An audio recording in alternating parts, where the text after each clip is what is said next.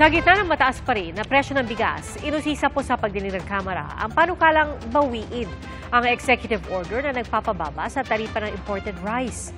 Ang Department of Agriculture naman pinag-aaralan ang pag-import ng gulay. Saksi, si Maki Pulido. Ang presyo ng imported na bigas ngayon sa merkado nasa 55 pesos kada kilo. Pero sabi ng ilang kongresista, kung tutuusin, pwede pa ito maibaba. Noon kasing Hulyo, sa bisa ng executive order ni Pangulong Bongbong Marcos, ibinaba ang taripa ng mga rice importers sa 15% mula sa 35%.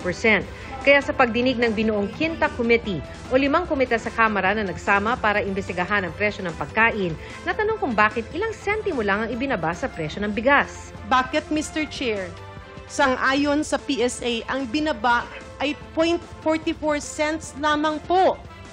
Tila, pinaglalaruan tayo ng mga kamay na hindi pa nakikita. 7 to 10 pesos ang inaasahang bawas presyo ng NEDA ng isa batasang taripa, kaya dapat 41 to 44 pesos na lang ang kada kilo ng bigas. Batay sa datos ng Bureau of Customs, depende kung saan inangkat ang bigas, nasa 38 to 40 pesos na lang ang landed price nito.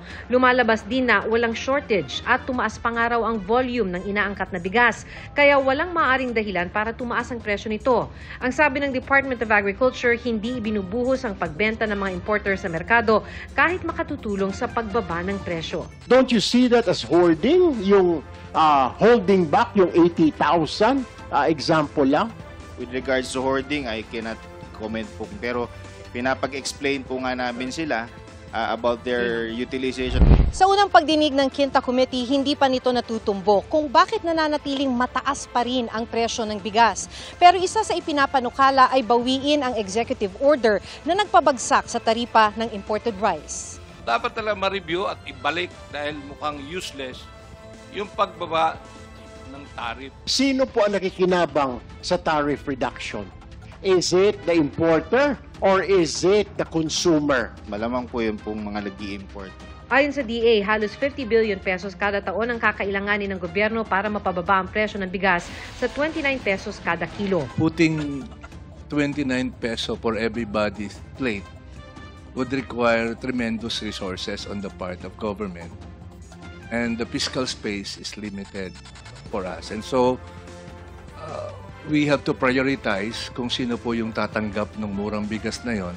Kaya po, naka-focus tayo dun sa vulnerable sector. Ito raw ang dahilan kaya sa poorest of the poor households at senior citizens lang ibinibenta ang 29 pesos na bigas sa ilalim ng Kadiwa program.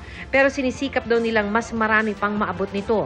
Kanina, binuksan ang kauna-unahang Kadiwa ng Pangulo Expo sa Pasay kung saan mabibili ang iba't ibang produkto na 10 hanggang 30% mababa ang presyo. Pinag-aaralan naman ng Agriculture Department ang pag-import ng gulay para mapababa ang presyo matapos magtaas dahil sa mga nakaraang bagyo.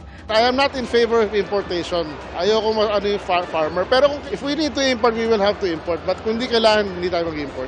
Para sa GMA Integrated News, ako si Maki Pulido, ang inyong saksi. Mga kapuso, maging una sa saksi.